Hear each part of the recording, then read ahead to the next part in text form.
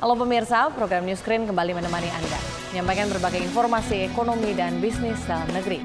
Selain dua informasi utama tadi, sejumlah informasi ekonomi dan bisnis lainnya akan kami hadirkan. Kalau Pak kami terus mengingatkan untuk tetap menerapkan protokol kesehatan selama masa pandemi ini agar kita terbebas dari COVID-19. Bersama saya Kezia Tuju, inilah Newscreen selengkapnya. Kita awali dengan informasi pertama.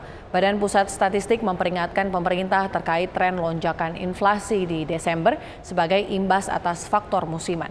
Pemerintah daerah diharapkan bisa mencegah inflasi musiman dengan mempersiapkan stok bahan pangan yang lebih banyak untuk antisipasi lonjakan permintaan. Badan Pusat Statistik memperingatkan pemerintah soal tren lonjakan inflasi di Desember sebagai imbas atas faktor musiman, yang dalam beberapa tahun terakhir selalu terjadi kenaikan inflasi pada Desember.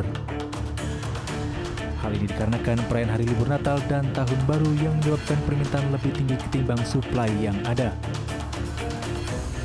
Menurut Kepala BPS Margo Yuwono, penyebab kenaikan inflasi Desember dalam 3 tahun terakhir berasal dari bahan pangan seperti telur ayam dan minyak goreng hingga tarif angkutan.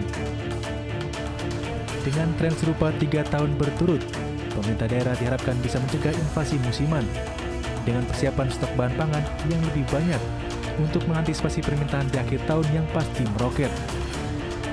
Daerah ya, kalau melihat tren ini tentu saja kita bisa mencegah dari sekarang bagaimana menyiapkan suplai karena permintaan pasti dipastikan tinggi karena ada liburan dan juga perayaan Natal dan Tahun Baru, dipastikan permintaan tinggi. Tapi kita perlu sama-sama menjaga supaya inflasi di Desember ini tidak terlalu tinggi. Berdasarkan data Badan Pusat Statistik, inflasi Desember sejak 2018 hingga 2021 terus meningkat. Inflasi Desember tahun 2019 mencapai 0,34%, Desember 2020 sebesar 0,45% dan Desember 2021 mencapai 0,57%. Dari Jakarta, Tim Liputan IDX Channel.